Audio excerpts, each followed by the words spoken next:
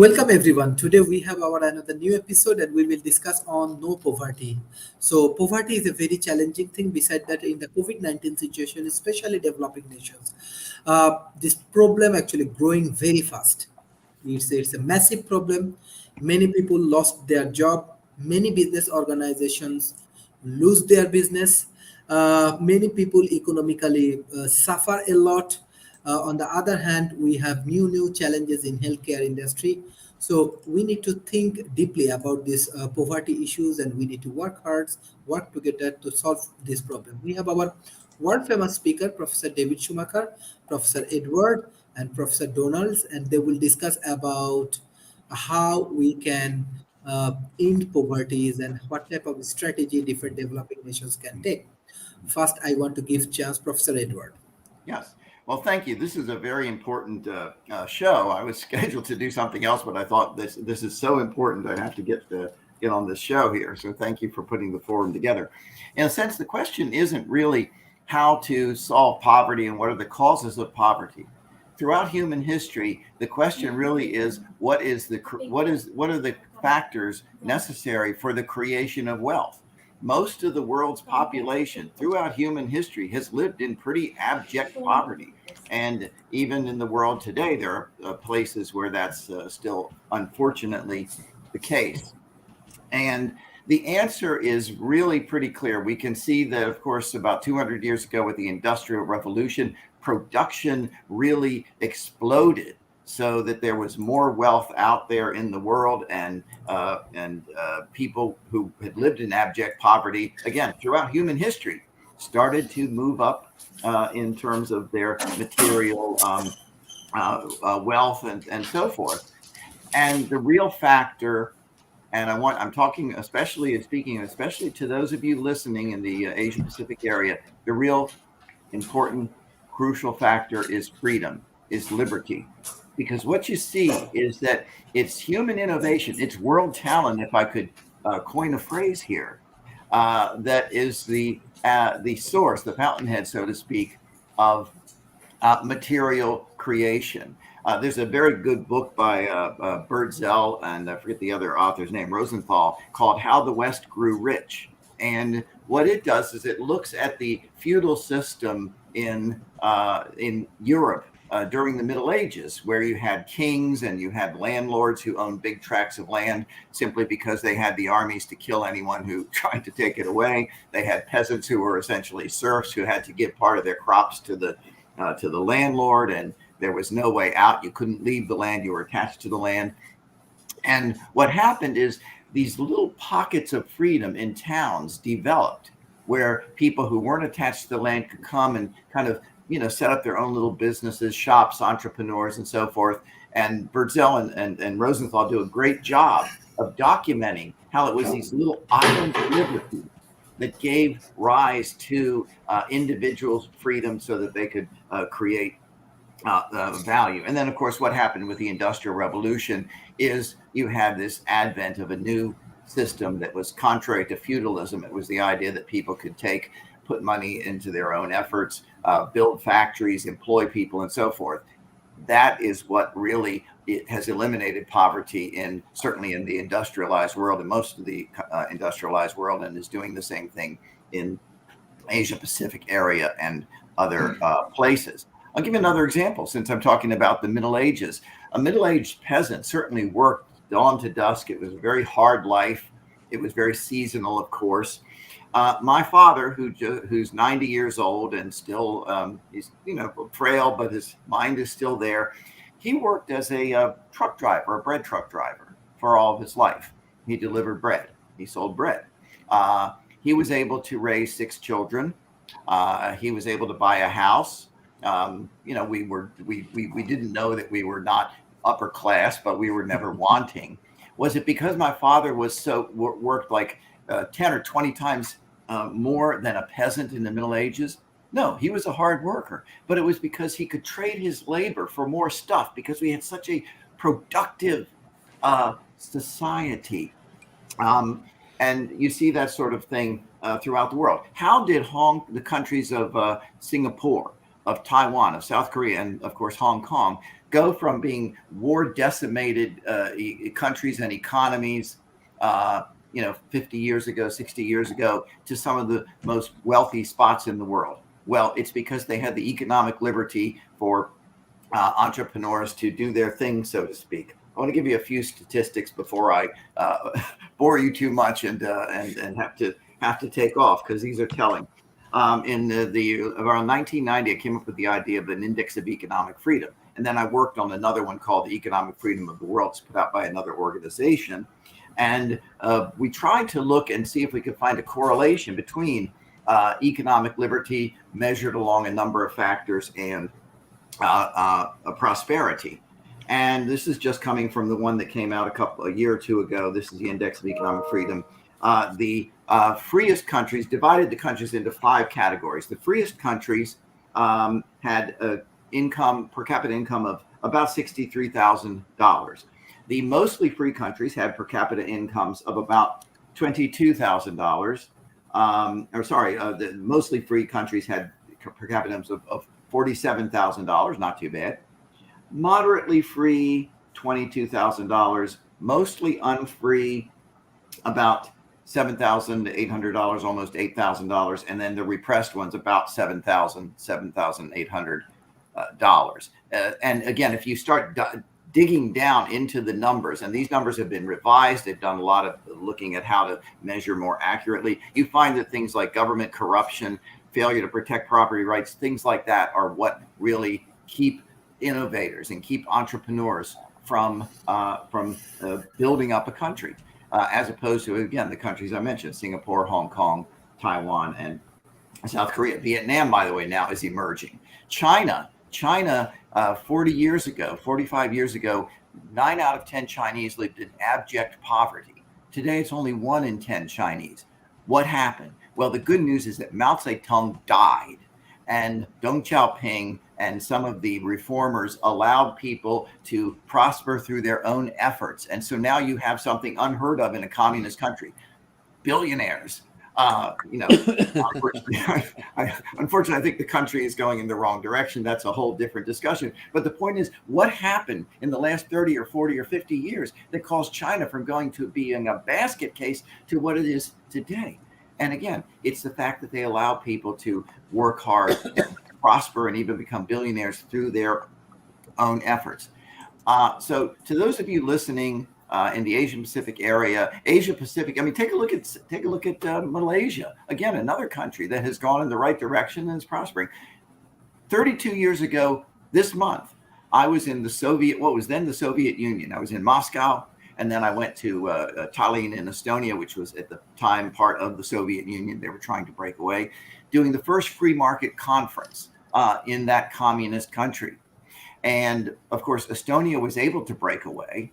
Estonia decided that they were going to go the route that we were trying to promote when we were over there. That is a free market route. Estonia now is like one of the top 10 or 12 freest countries. And they, again, have gone to being a Soviet basket case to a very prosperous, innovative center in Europe. And you can look at the same thing. Again, what I'm saying to you, those folks who be listening, is that it's clear that the best thing government can do, the best thing government officials can do, is to allow people to be free, to protect their property rights, to protect their contracts. Yes, they have to provide some infrastructure. We've had discussions about what kind of infrastructure is best, how to provide that. Even there, it's often the private sector that can do the infrastructure best. I mean, take a look at Wi-Fi and the internet, and you see the great entrepreneur Elon Musk putting up satellites that can provide, in the long term, hopefully, internet access to rural areas and to other areas. It's entrepreneurship, the source of all wealth and all value that can end poverty, is the human mind. It's human innovation. It's allowing the human mind to be free. It's allowing the Bill Gates and the Steve Jobs and the people like that to flourish.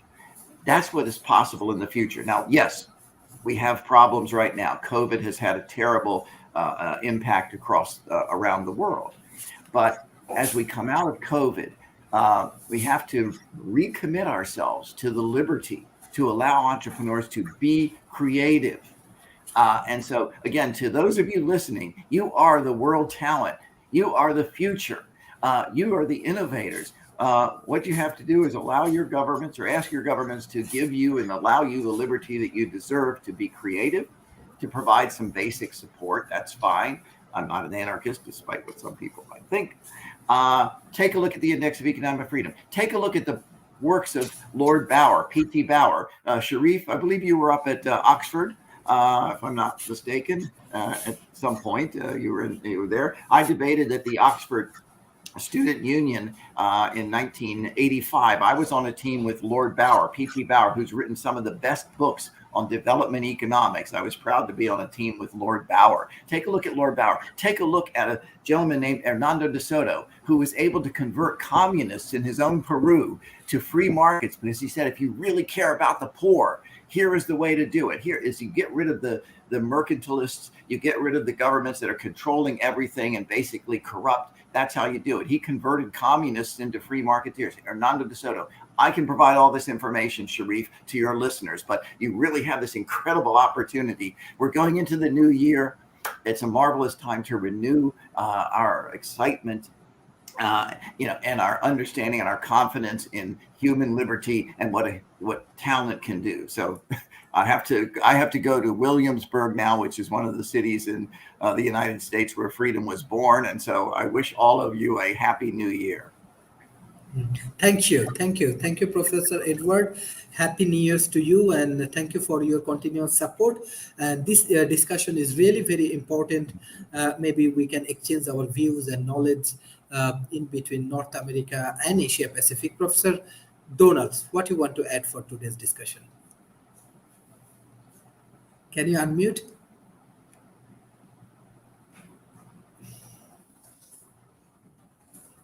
There we go. Lost my cursor there for a second. Anyway, well, I'm really sorry that that Edward always comes and does these drive-bys, which I basically say where he makes all these statements and then just leaves and doesn't have a chance to defend them. Maybe someday we'll have a debate, but I looked it up and looked at the number per capita people that live under $5.50 a day in countries, and in the countries in the world, the United States is basically, there's 50 countries with less people living in poverty than the United States. So Edward might argue that the problem is that we've lost our liberty because of the process. But I'm trying to remember his name right now. I read a book recently. I was just looking for it.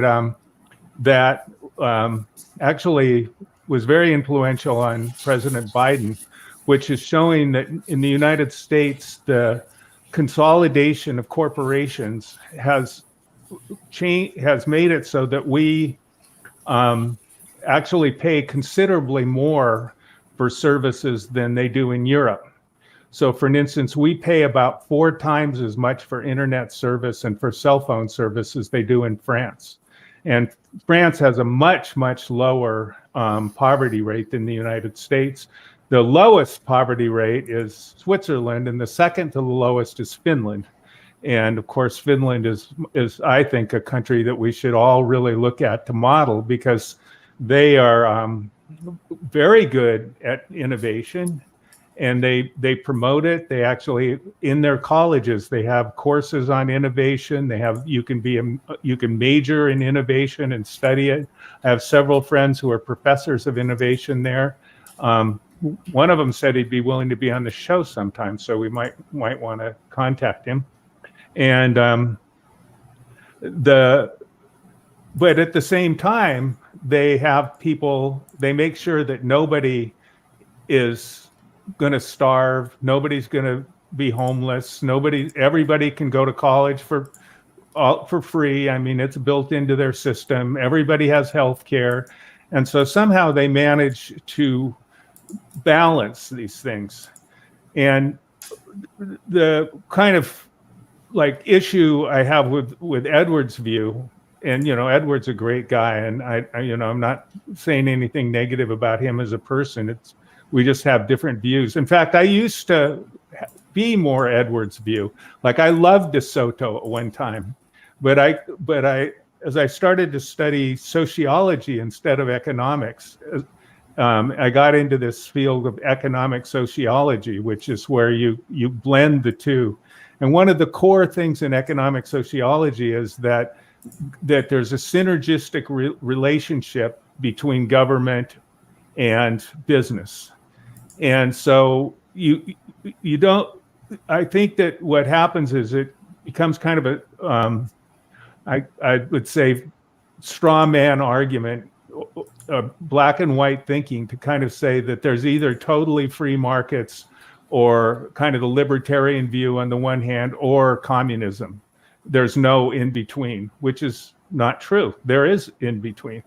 And that's what Finland has successfully done. And if you look at I actually got to know somebody who was part of forming the government of Estonia. And when they formed the government of Estonia, they were cut out of the Soviet Union. They had no government. They didn't know what to do. But they got a bunch of smart kids basically together with degrees in political science and economics and all these different things. And they just spent a year studying the governments all over the world and trying to figure out what they could do to make a government that balanced these forces in a way that they could be as successful as possible. And it worked. They're doing great. And so I really want to make sure that people understand that government is not bad. Government has an important role to play, and lack of government regulation, like we have in the United States, too little government regulation builds huge income inequality. So the poverty rate in the United States isn't going down; it's going up. And if you look at countries with huge extractive industries like Nigeria and others, where their basic thing is it's gold or oil or something else like that, what winds up happening is that a small number of people control the resources, and then the rest of the people, they don't have any incentive to help the other people. So just having liberty and freedom and capitalism without any sort of brakes on it can make for a very unequal society like we have in the United States, staggeringly. And what winds up happening is it starts to create social unrest. And the United States is getting to a kind of terrifying point at the degree of social unrest that's taking place here in this country. And so the way that I'm applying that to poverty, I want to say, go back and apply that to poverty. I wanted to kind of address what Edward just said, but poverty is, I also want to point out he's not correct about the serfs working longer hours than we do. All the research shows that it's the other way around. Hunter-gatherers, serfs, everybody has worked less than Americans do right now. We're working longer, harder hours than anyone. And how different are we than serfs? The mobility of people moving from place to place to get better jobs up until COVID, fortunately, changed this, had gone down to some of the lowest point in the United States history. Because once you have a mortgage, you have to pay your mortgage. You're stuck wherever you are. You're like a serf. And so we have to be a little bit careful about like who we model and what we aspire to do, because, and I also want to say is that when people start telling you stories of histories of the past, and they say, well, this person looked at this and they decided that this is what happened. Well, you can make up anything you want about the past because you're not there. All you've got is what people wrote down about it. And so it's not reasonable to make strong claims based on your interpretation of history. And so that's what I think important for everyone to realize. But poverty the reason people are poor, there's multiple reasons. They don't have enough. Might not have enough resources. Yesterday, you had this, or 2 days ago, you had this most amazing guy on the show, Jack. Professor Jack Sim. Jack Sim. And Jack Sim is doing more to eliminate poverty than almost anyone I've ever heard of in my life. And what does he do? He makes toilets. Now, why would making toilets have anything to do with eliminating poverty?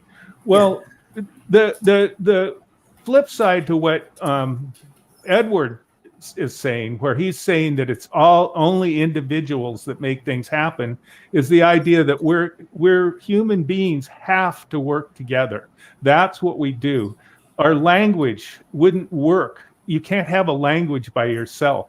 You can't have a company by yourself. You can't just think it up. It's everything that we do together. And all of us knows a little teeny piece of what needs to get done.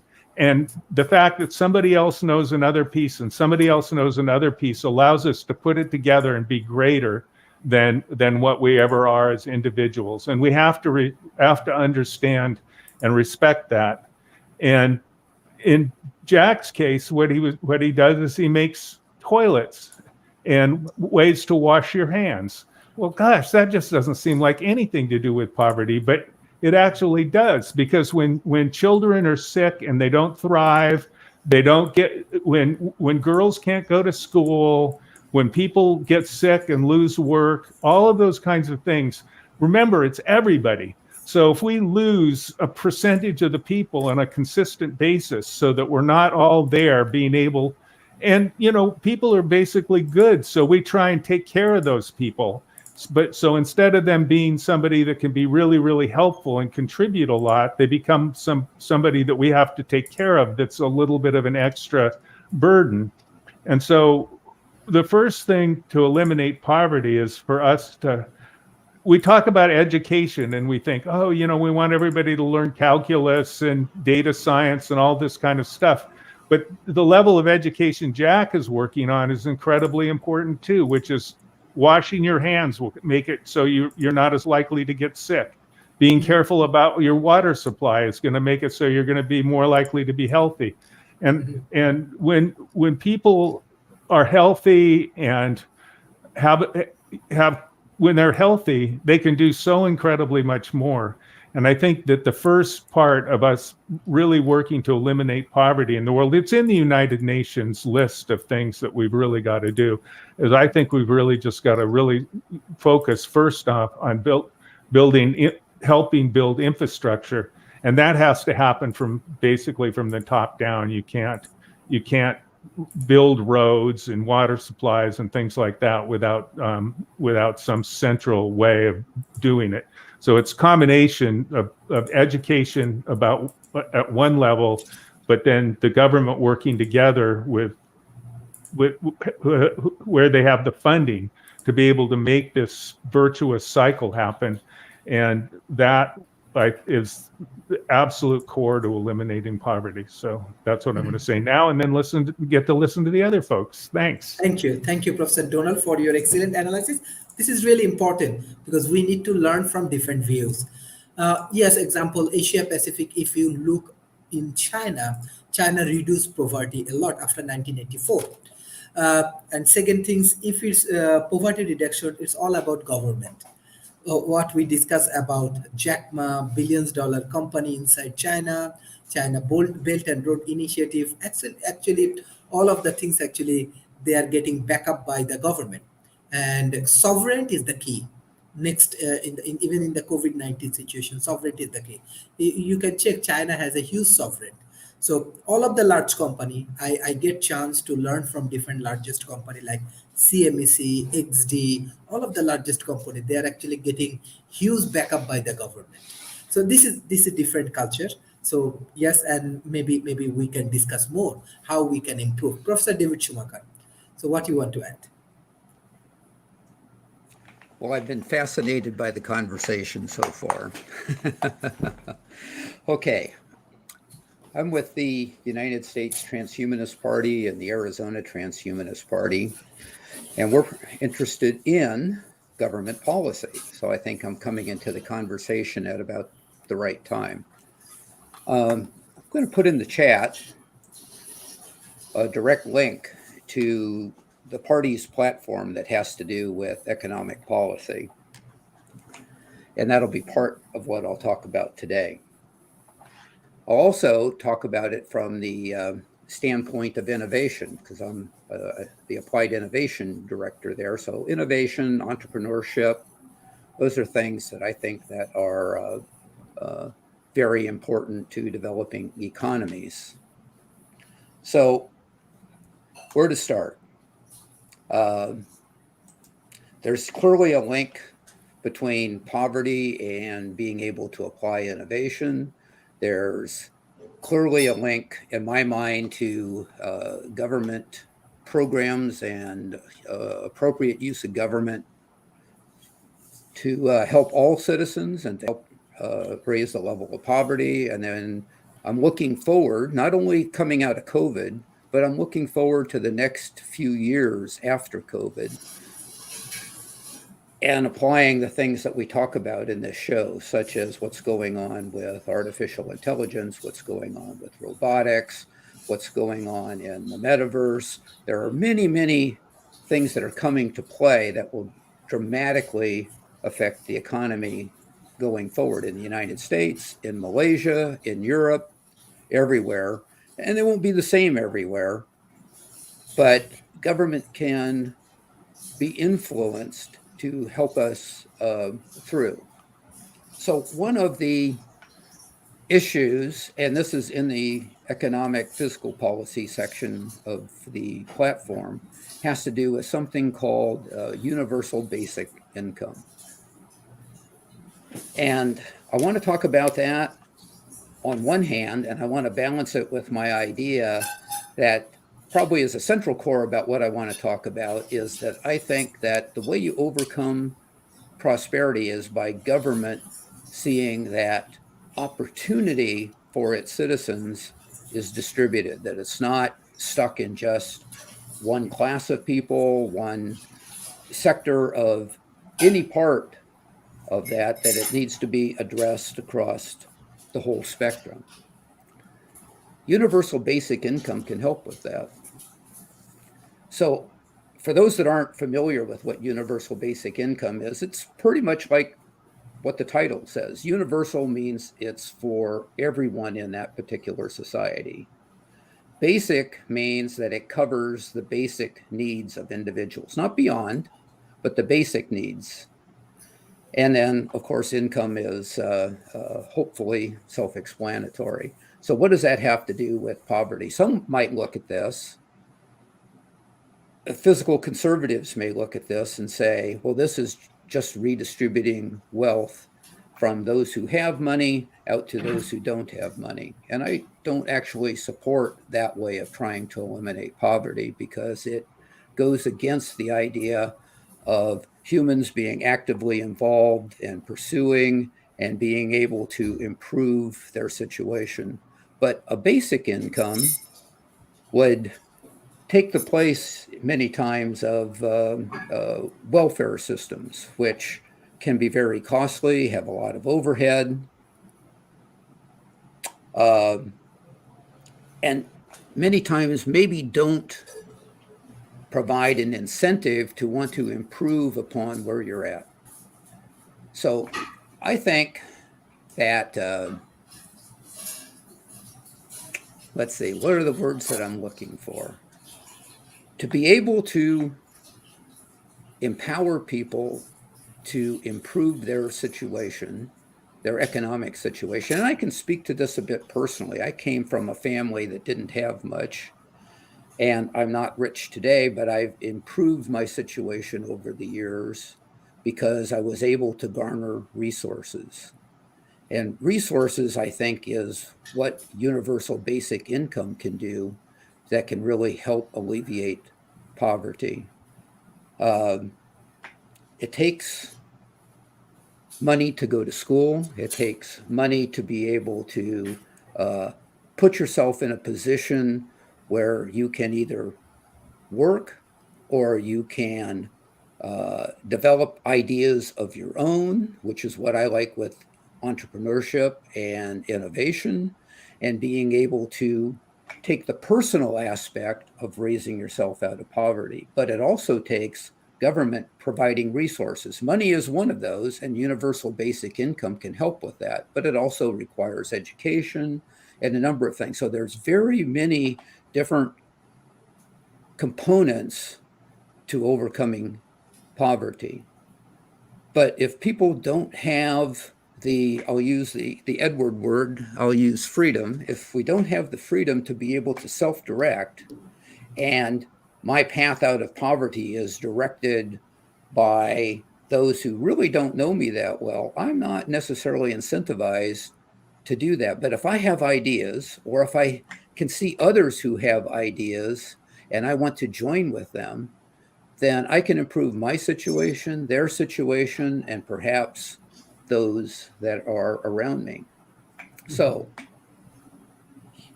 that's why I think this plank of universal basic income is one of the things that can really help. Not the only thing, but one of the things that can help eradicate poverty. Well, maybe eradicate's not the right word, because really, when I look at government programs that provide money, I see, with universal basic income, I think there would be three types of people that you could see that might receive this money. The one that probably would be the fewest, at least initially, would be those that would look at this money and say, what can I do with this to improve my situation and to move me forward and to be able to get education? But then education needs to be available for them. So that's another aspect of this.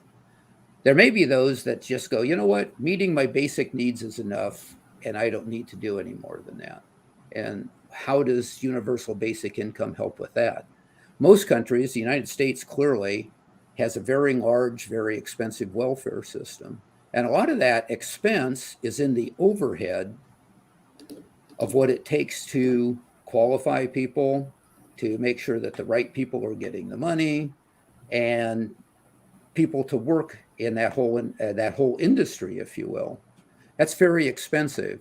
So universal basic income is essentially a way of seeing that people's basic needs are met by reducing the bureaucracy that's required to deliver it. And then there may be people that are doing quite well, and they're going, well, this is universal. Why do I need to get this money because things are doing quite well? Well, you know what? If I got that, I probably would take and invest that in foundations, in charities, in places that could help, and I get to direct where that money is invested. It's not done by some congressional committee that's deciding where this money goes, but I get to do that. So I think no matter what circumstances the people are in that get the universal basic income, the needs are met, and we can do a lot to help eliminate poverty. I kind of bristle with the word eliminate because it seems like there's always a small faction that maybe are just happy with where they're at, and we may never get rid of that, but at least their basic needs will be met.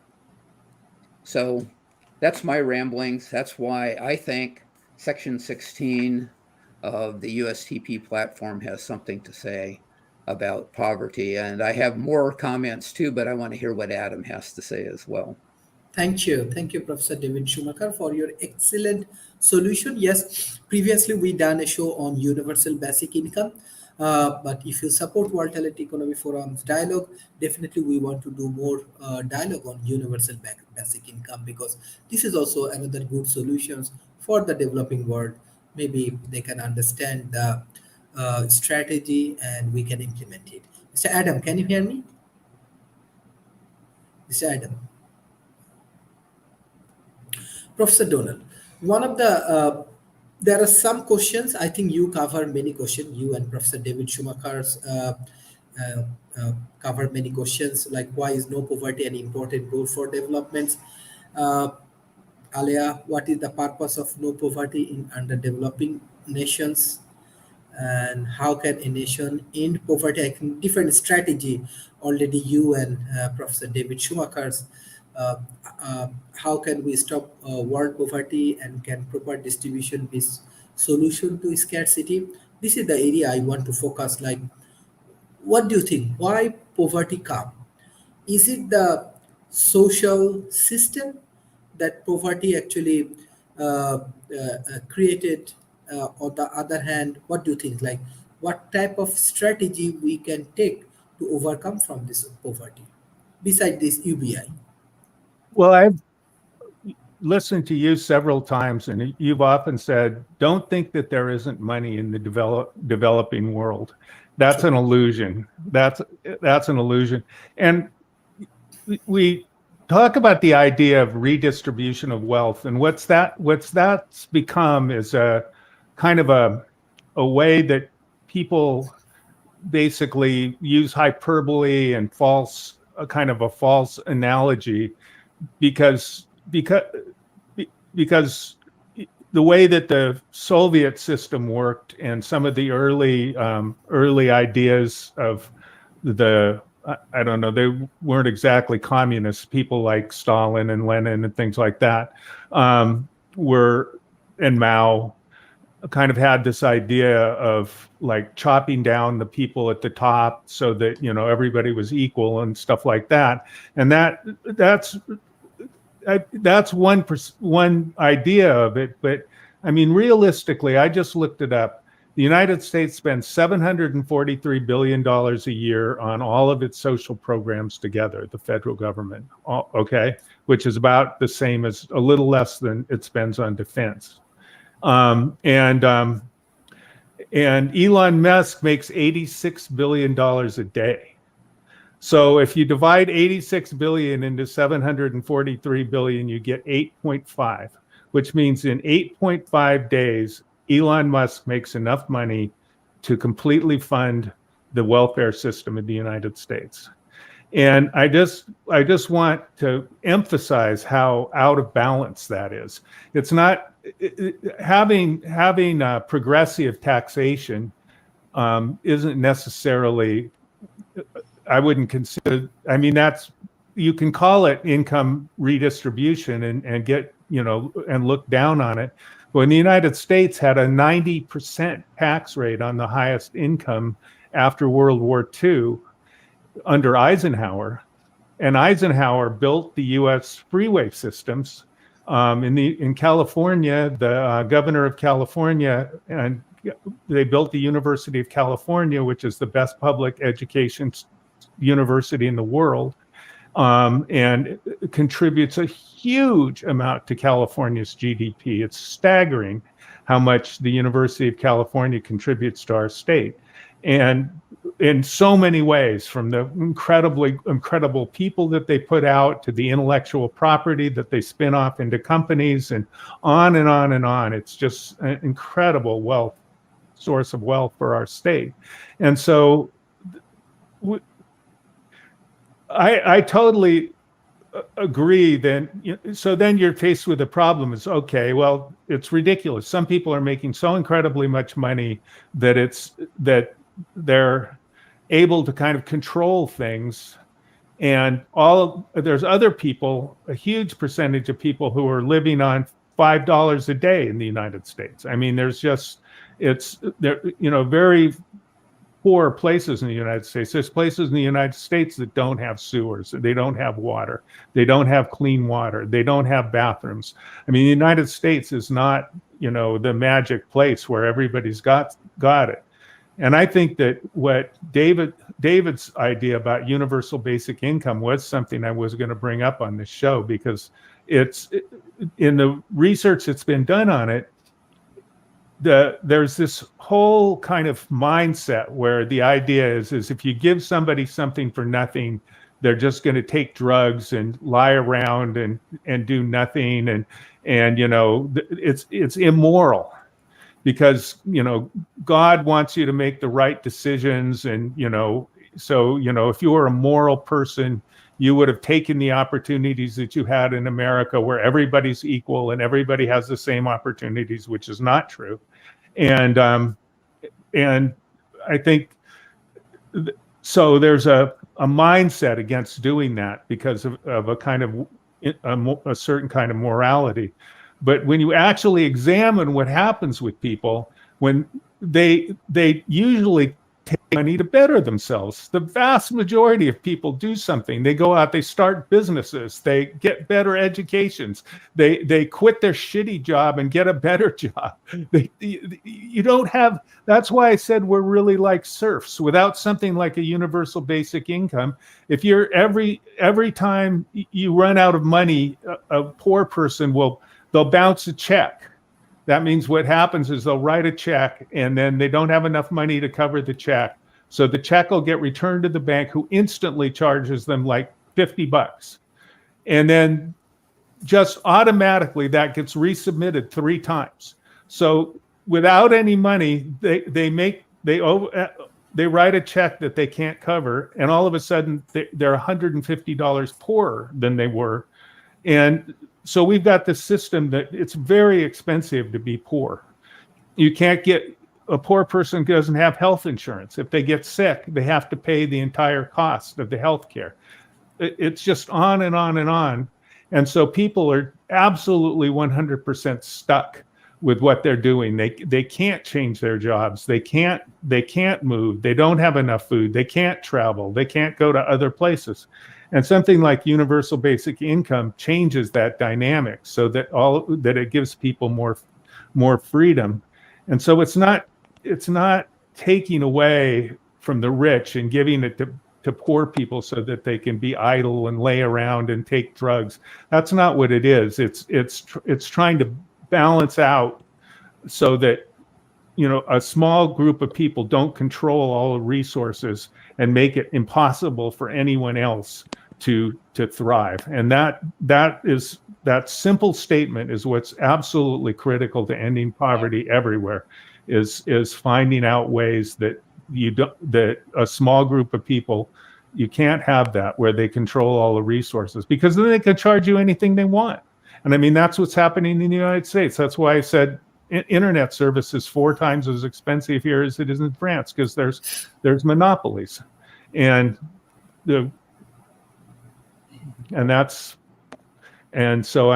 I think universal basic income is a very, very good way to start changing that, and progressive taxation. Thank you. Mr. Adam, can you hear me? I think he has internet problem. Professor David Schumacher, I think there is one point, Professor Donalds and you, everyone actually agree, universal basic income is a very good policy for the citizen.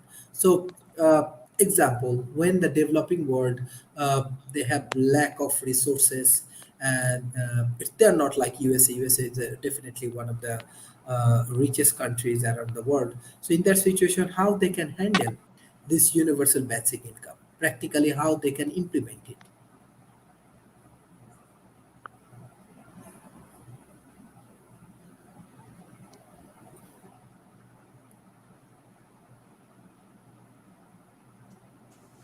Sorry, I lost one of my ears. Okay, no problem. So, lack of resources. Well, money is clearly one of those lack of resources. So I mentioned just briefly in my opening statement that I came from less than a prosperous growing up. I don't know that we ever considered ourselves poor. Maybe that helped, not considering ourselves poor. But I decided that I wanted more than what I had available to me. So even as a teenager, I started looking for resources. And at the time that I was doing that, resources for somebody in their teen years to get a job or to earn money was very, very limited. So I'm not saying that's the same as it would be in developing country, but maybe there is some parallel here as far as being able to seek out and find resources when much is not available. First off, my family couldn't help me. So I knew that I needed to, I think the way I looked at this is I needed to find money to be able to finance the things that I want to where I could grow and then perhaps get more and improve my situation more. So I looked for any possibility to earn some money. That started out with cutting lawns. Now, I live in Phoenix, Arizona these days, where people don't have lawns. Everything here is desert landscaped. But where I was growing up, there was big green lawns, and I would go around with the lawnmower that I used to cut my own lawn and offer to cut other people's lawns for a very small amount of money. And they would generally say yes, and that continued to build and build and build until I had enough money to be able to get myself some transportation. And that transportation first started out as a bicycle. And then I took that bicycle and applied for newspaper routes, because newspapers was the way of distributing information in those days, and they needed people for home delivery. And with a bicycle, I could do 4 newspaper routes, 2 in the morning before school and 2 in the afternoon after school. So I'm not patting myself on the back for being a hard worker and all that. What I'm trying to say is that I started with a very meager assets and was able to grow on that and then grow to more. After doing those 4 routes for a while, I was actually able to go buy a motorcycle. And then I could take on even more. So what I'm trying to say here is start where you can. There are some resources out there, no matter how restrictive they might be, and see what kind of access that you can get to that, and then build on that. And that's why I'm a proponent of universal basic income.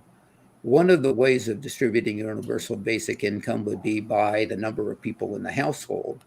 So that may have given me some seed money to be able to start this growth process. So I can't tell you what you have in Malaysia to start with that, or what you might have in India, or what you might have in other countries, but you can find those. And perhaps then your work ethic can impress somebody that they might be able to trust in you and provide you some opportunities. That only took me so far. Eventually, what really helped me is I had taken out a college loan because I wanted a higher education than my high school diploma. And I realized that this was going to be a very difficult road for me to keep borrowing money to keep going to school because it was expensive. So I looked, and my solution, I'm not saying this is everybody's, but my solution is I looked around and I says, where can I get some kind of a technical education? I looked at unions, I looked at a lot of different places, and what I decided on is I went and enlisted in the United States Air Force and ended up spending a year in an electronics school, and then was sent out and sent to work and got 3-4 years of very good field experience. So that was one way to once again find a way to get resources. The resources are there. Some are appropriate for some people, some are not appropriate for others. You decide, but I think that's the way to get started with limited resources. Thank you. This discussion actually really helpful. I'm sure they're helpful for our audience, especially some of the strategy. Definitely, we can try and we can implement. Professor Donald, as you have different perspective, as well as I want to say uh, your perspectives and other thing very much relevant to developing world. So when we're discussing about poverty reductions, I love to know more about women empowerment, because in the developing world, not only developing world, even as I'm a researcher of glass ceiling factors, one of my PhD on glass ceiling factor, I saw even US economy, even the many developed nations economy, they have to do more work for women empowerment. Women can contribute more in education. Yes, we are discussing more on modern science, engineering, and technology, but how we can empower women more, and how we can give them more support in this COVID-19 situation, even though in this situation, more women actually affected right now. I think that's a very, very key part to poverty reduction. And it goes back to what I was saying, that we kind of sometimes focus too much on the individual and the individual entrepreneur. And I want to say that just studies, there's quite a few books on this, but I recommend one by my friend Andrew Hargadon, who's a professor at UC Davis, called How Breakthroughs Happen. And he was got a PhD at Stanford. He was a student of Jane March at Stanford, who I got to know. Brilliant. He basically showed that the idea that there was individual entrepreneurs that did things on their own, they suddenly got these great, wonderful ideas and channeled them, was just not sustainable if you actually looked at how people worked. It was always teams of people that worked together. It was, ideas are everywhere, and it's a matter of, just having an idea doesn't do anything. You've got to have the financial resources. You've got to have the marketing resources. You've got to have the social aspect of it. Having a good idea isn't a good idea unless people like your idea and accept it and use it. And so it's not something somebody can do by themselves. And the reason I'm saying that is because more than half of the people in the world are women. I mean, it changes from country to country but in the United States, that's true. In Europe, that's true. And in many countries, that's true. So all of them women are every bit as smart and capable as men at everything. There's a really interesting psychologist or social psychologist at Stanford named Claude Steele. And he did this work with African Americans and white Americans, where he made this tests that were math tests, and he divided it into two groups, a group of whites and a group of black students. And he told them, this is a math test, and he gave them the test. He matched them as carefully as possible for education and age and background and everything. And when they told him it was a math test, the black students did worse on it than the white students. And then he said, what we're going to do, what this is we're developing a puzzle book. And these are going to be fun puzzles that people are going to do. So these are just puzzles. And he gave the same exact test to another matched group, and the black students did every bit as well, and maybe even a little bit better than the white students. So what I'm getting, and then the same experiment's been repeated several times with men and women, and the exact same thing happens is women, when they don't think it's a math test and they think it's just puzzles, they do just as well as men. And so what I'm drilling down here about is that there's something about people's living up to the social expectations that people have for them that actually cause them to be less than they are. So that is kind of an underlying thing that we somehow need to learn to work on. And it's not a solved problem, but it's once we become aware of things, we can start thinking. Every person who's listening to this and listening to what I'm saying can think to themselves about, any woman can think about how she might limit herself because of the expectations of women in her culture. Every man can think to himself, what am I doing? How am I thinking about women that's making them less than they actually could be? And every place where women, in Finland, the entire government is women under 35. One of them is over 35. But the prime minister is a woman under 35. It's just right down the line. And when I looked at poverty, it's number 2. When you look at happiness, it's number 1. If you have objective measures of success, how is homelessness? How are health outcomes? You just look at any objective measure of success. Finland is absolutely at the top, and it strikes me that just empirically, if you really, there's also been work that shows that corporations, that the more that have more women on their boards, they do better. They're more profitable. The people are happier. Everything goes better at these corporations. I mean, there's this whole idea in corporations in the United States that the people are like cogs, parts in a machine, and you can just lay them off and hire them. But there's knowledge that happens, tacit knowledge that people build up about the organization and about the market and about the technology that they can't write down. It's in their heads. It's in their experience that they've learned. And that tacit knowledge can make an organization incredibly much more successful.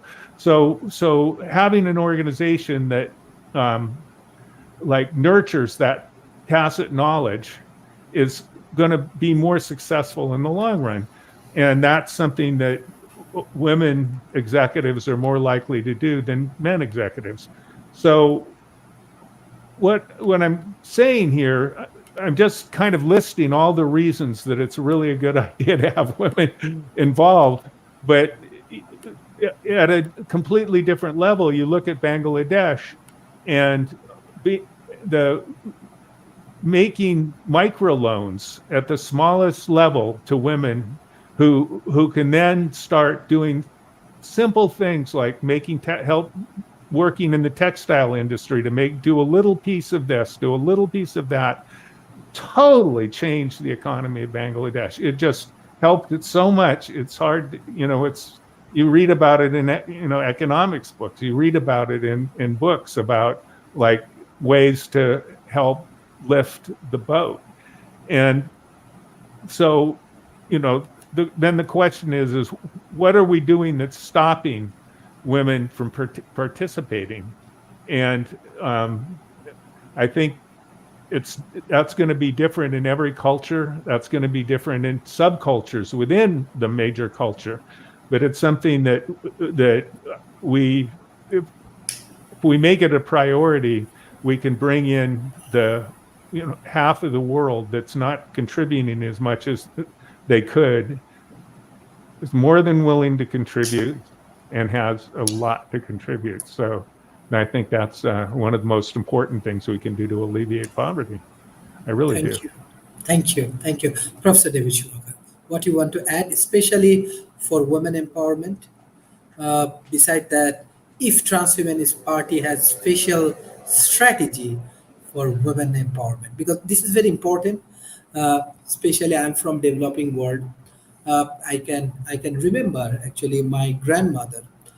She is one of the smartest women, and she actually teach my family, because in my home I can remember around 30 people we live together. So that time my grandmother actually teach me different kind of economical activities and other things. We have a very big house, more than 1.3 acres. So many things we did. But fact is that when we discuss about this modern economy, gross development progress, this and that, many of the places we actually avoid women contribution in economy. Even the developing nations, many women what actually Professor Donald said, I work with these microfinance institutions. Many women actually contribute for their family. Many women contribute for agriculture, contribute for even textile industry, but still they are not recognized. So, so what is your view? What transhumanist parties has views, especially for women empowerment? Well, I'm glad for that question. This gives me an opportunity to talk about the Transhumanist Party and the idea of inclusion. We consider ourselves a big tent organization. So that means men, women. That means not just people in the United States, but that means people all over the world. We want as many viewpoints as possible, focusing on policy that will help the betterment of human society as we move forward. So Why inclusion? Why this big tent? Because I think, as Donald was alluding to, is women being half the population or more is also half the talent or more. And not only half the talent, a different perspective on that talent. Donald's comment about corporations that have women on the board doing better, I think exemplifies the idea that when you have various viewpoints, whether it be men and women, whether it be by different ethnic groups, whatever it might be, the more avenues of thought that you can place on problems and focus on opportunities, the better off you're going to be. So the Transhumanist Party doesn't preach inclusion and the big tent theory for soft reasons such as, gee, that would feel nice, but it's really very practical matter that's what we really need to be able to move things fully forward. So how do we bring women into this? Because that was part of your question as well. So my daughter is of working age and she has 2 young children. And she's an assistant manager at a company in the town that she works for. And she's also a single parent. It's a single parent family. So her biggest challenge is actually childcare. She got her education before she had children. And then when her husband and her had children, there was 2 of them, but now there's just the 1. And that is her biggest challenge. I'm pleased to say that the corporation that she works for makes childcare available for people that work there. Not only, and they also make it available outside. This is a trend that I'd like to see continue and to be more available, because whether you're a man or a woman, whether you're single, married, taking care of those children is extremely important.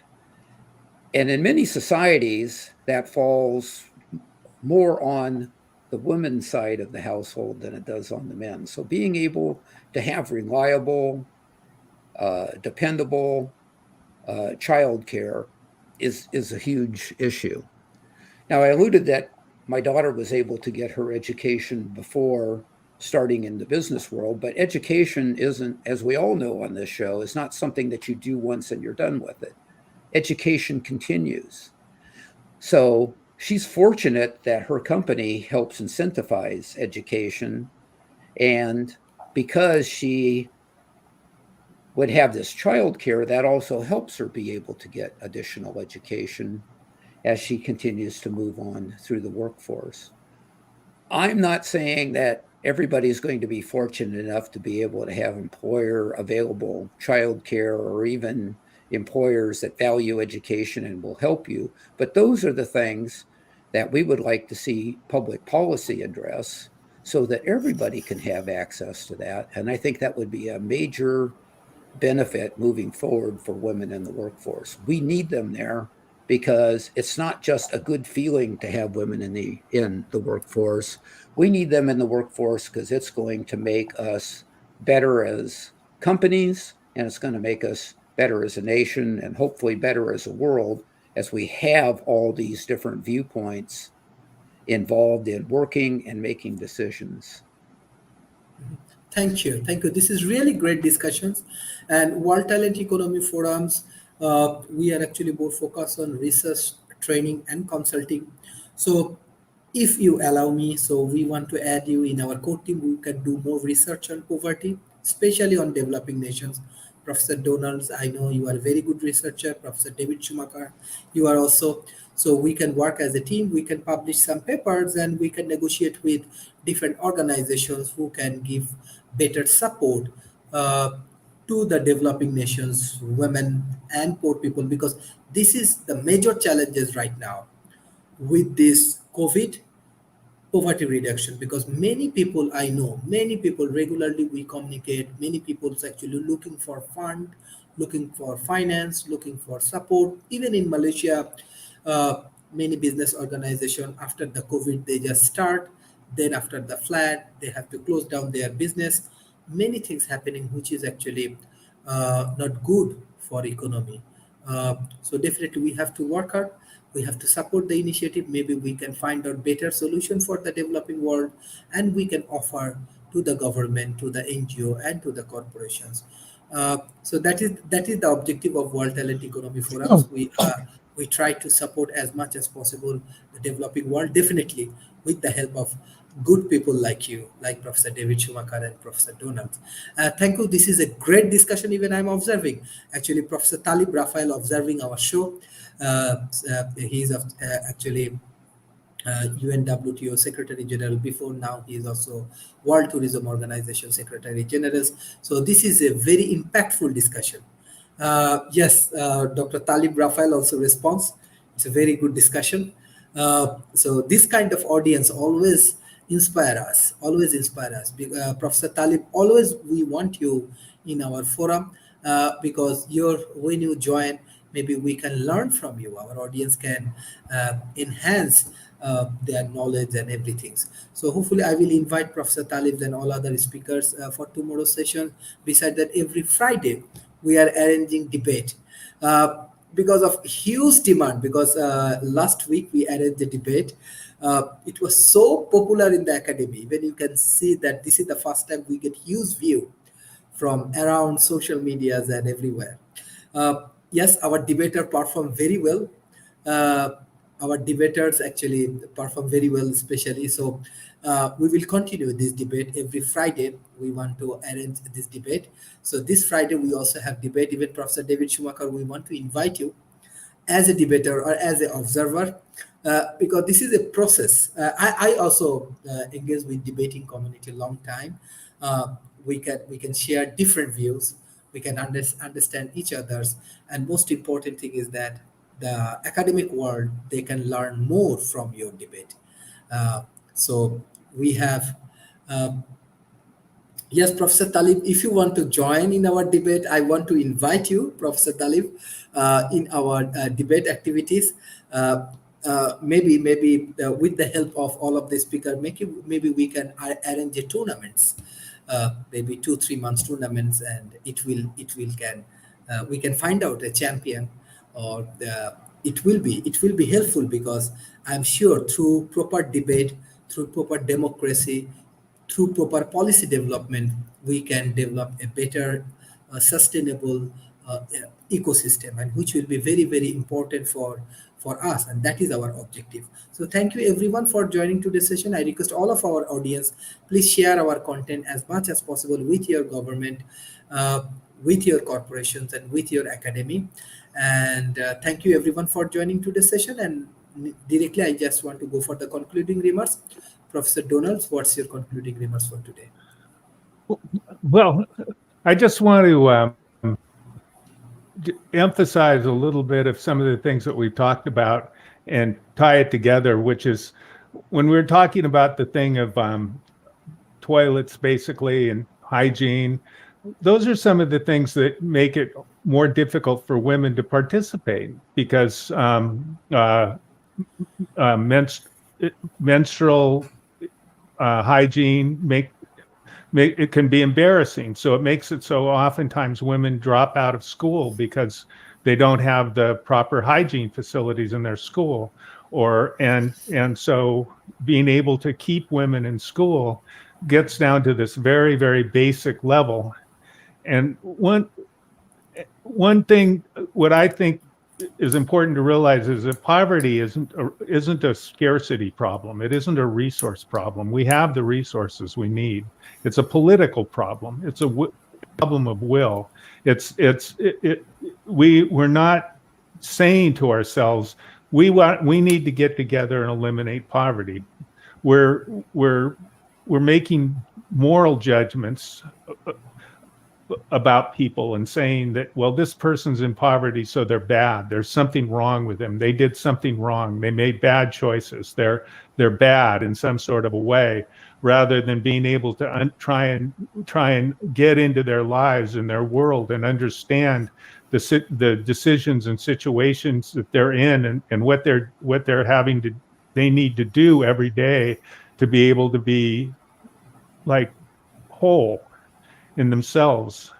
And it's interesting that I really like what David said about childcare, because in Finland, they have huge amount of maternal leave, years, and they also have paternal leave too. Like they have like 1 year of maternal leave, and I think it's 2 years that they get to divide between the mother and the father, so that the father can, so that, you know, if the mother wants to go back to work and the father stay home and take care of the kids, that's fine too. They're not forcing people into one particular role or another, which is brilliant.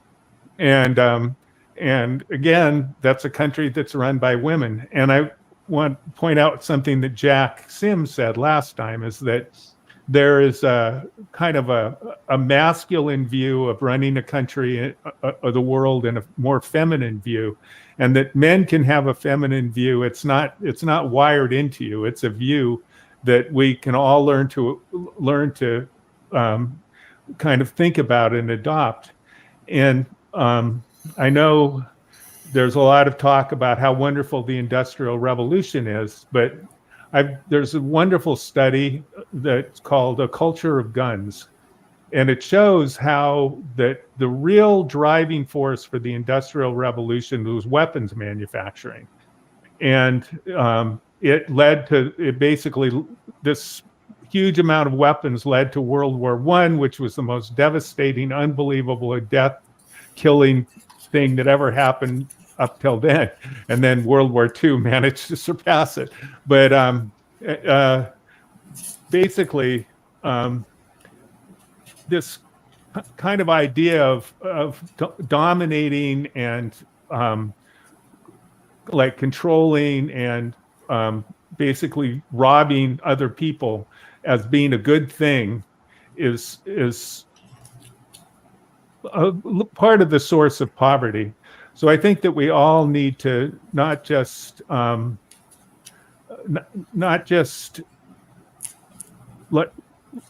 we need to be open to the idea that like nurturing ourselves and nurturing others and nurturing the earth and nurturing the people around us is part of the key, is something that we can all do.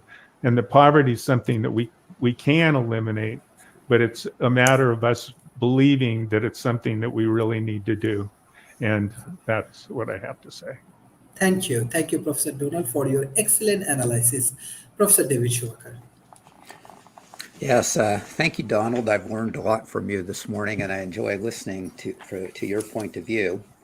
And if Edward was here, I would say the same to him, that I like hearing various points of view, because I think that when we can see, once again, from multiple perspectives, I think we can see further.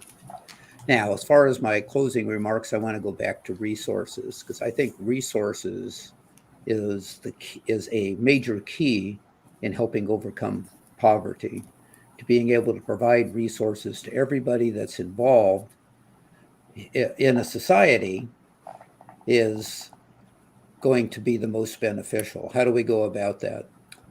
It was talked about the synergy between, I think Donald brought this up, the synergy between government and business and how that's essential. And I agree with that as well. And I think both of them have a role to play in providing these resources.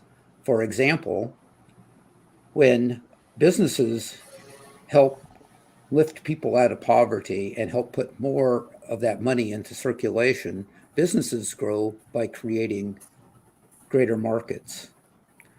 When you create greater markets and you create greater circulation of money, there's taxation that's on that. That is a clear economic benefit going back to the government to help them as well. There is a way for both business and government to work together and to both reap benefits of this, and the citizenry reaps the benefits as well. So it really is possible to have a win-win situation when tackling poverty, if we can keep the long view and realize that investment, things like UBI, these will take some time to develop and for some time to show the kind of results that we would all like to have. So I am happy to see these different views put out there. I'm happy to see the discussion, and I'm even happier when I see these things put into action. Thank you, Sharif. Another wonderful show.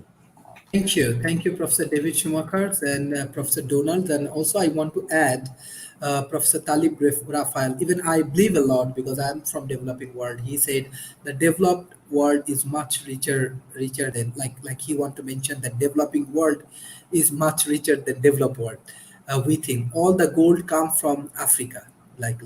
This is one of the example. Yes, I always even some point I discuss with Professor Donald and I say that developing worlds has resources. They're also rich. They also have money. Fact is that we need better organization. We need better institution. We need better policy. We need to reduce corruptions. We need to empower women. So we need to help each others. We need to create a very good knowledge transformation process from developed world. We need to be more partner with the developed world. That is the objective because many points. That's why World Talent Economy Forum fully focused on educations because if you share your knowledge with the developing world, then they can survive, then they can initiate, and then they can do more research. So that is the objective. We are actually working on that area. We have lots of obstacles, lots of challenges, but with the help of all of our speakers, board of advisors, organization, those who supporting World Talent Economy Forum, maybe we can help millions of people. So this week we have debate in Friday. Next week maybe we will do debate on poverty. I want to invite today's speakers, Professor Donald, Professor David Schumacher, and Professor Talib Raphael, if you agree for the debate. So we want to invite, and I'm sure our audience really like debate, and they really want to contribute more. So with your debating skills, maybe you can develop a better world.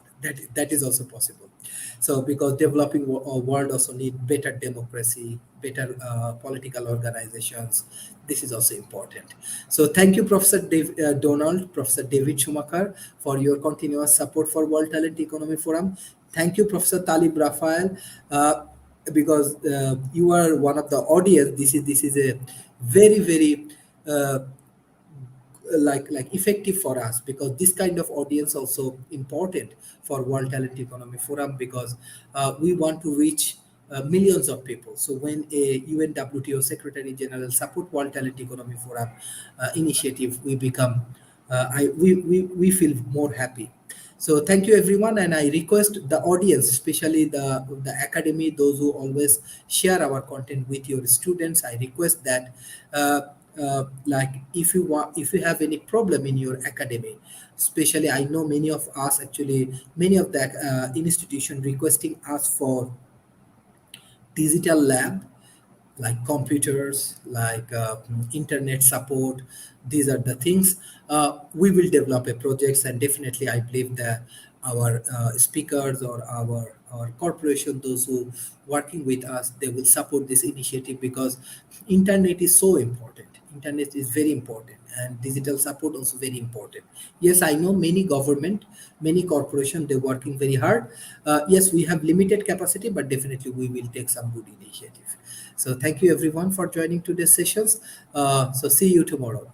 Thank you, Professor David Schumacher and Professor Donald. Bye-bye and take care. I see you soon.